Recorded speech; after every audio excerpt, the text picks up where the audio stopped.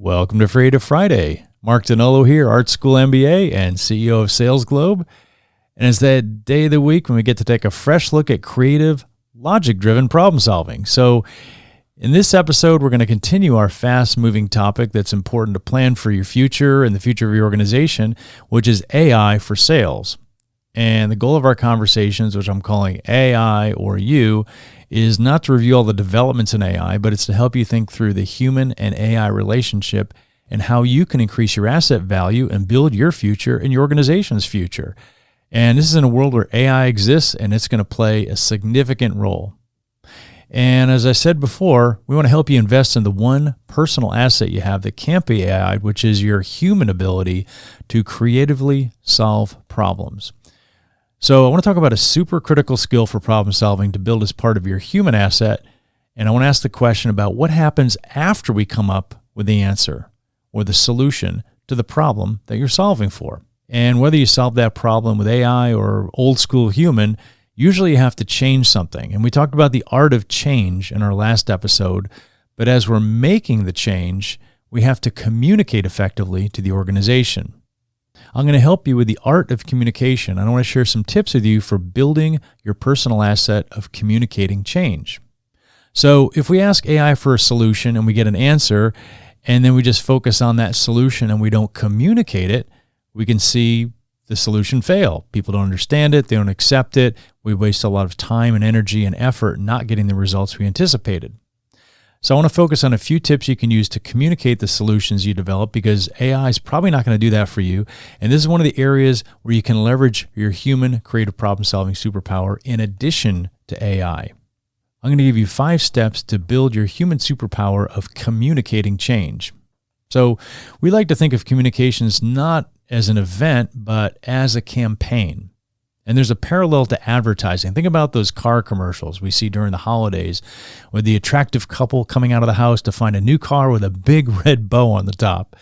And it's cute, but it also gets across a message.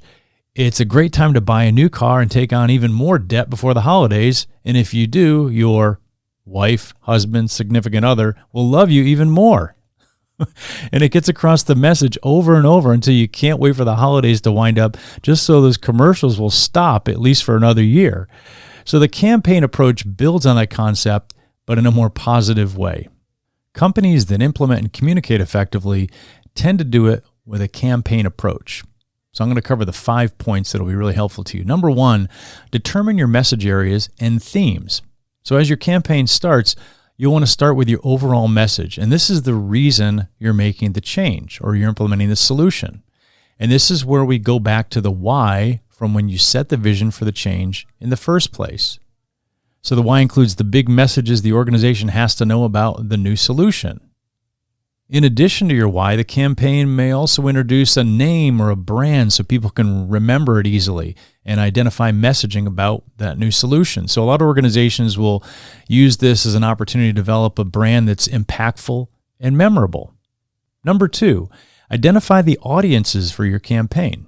So you may think of the audience initially as the organization overall, but with a major change, there's usually multiple audiences. For a sales change, for example, your audiences might include sales leadership, finance, marketing, field sales management, and frontline sellers. And for an offer change, you might have multiple customer audiences. And within those audiences, you may have sub-audiences that are maybe employees of different tenure levels or different experience levels.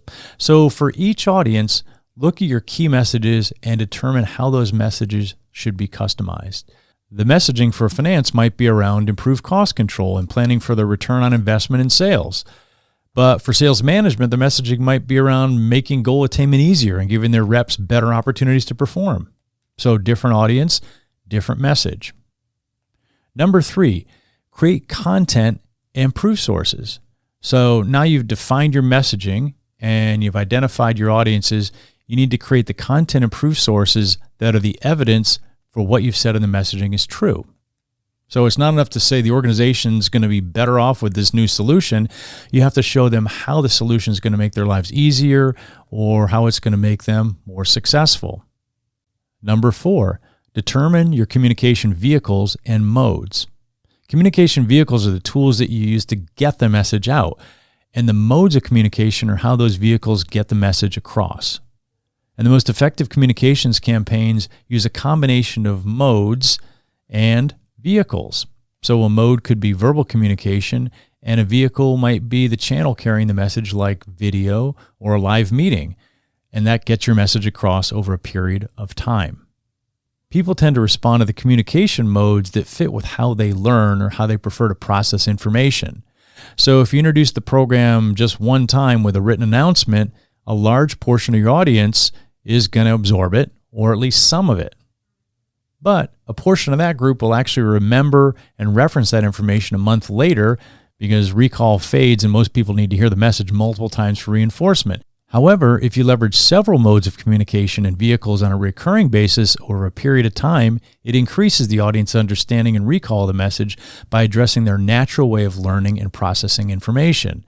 So your portfolio of vehicles might include verbal announcements in large meetings or small teams, a web presence, maybe animated video, and interactive tools. So there's a range of communication modes and vehicles you can consider. Written, for processing information through reading. Verbal, which is oral communication in a large format or a small group, or individual conversations that promote learning through listening. Visual, which is images and illustrations to simplify and communicate. And I think a lot of people learn visually because it's easier to look at diagrams and pictures of things to understand them than to look at many, many words. So you're looking at representations and relationships visually. And kinesthetic. These are things like activities or tools or demonstrations that help people learn by doing. And then mathematical. So analytics, calculations that you can see, mathematical relationships, and logic. So combining those modes and vehicles in the right blend, like video with written and visual communications, or maybe an app with visual and kinesthetic components that you can play with, will increase your vehicle's impact. And number 5, structure and schedule your campaign. So structuring and scheduling a campaign is going to pull all the pieces together. This is your message, your audiences, your content and your proof sources, your vehicles and your modes into a cohesive campaign calendar that lays out the timing for the combination of those vehicles that communicate your new program or your new solution. So at this point, you're going to need to manage the campaign and provide a feedback loop for your audiences to ask questions and get support. And you're going to run your campaign for a period of time, and you may have different phases the organization learns. And you may even adjust the campaign based on that feedback from the organization and how they're taking on the change. So there you have 5 steps for better change communication using a campaign approach, whether you're solving the problem with AI or you're going old school human. So as you develop your solutions, make the art of communication one of your human creative superpowers, and try it in your Freative Friday and every day.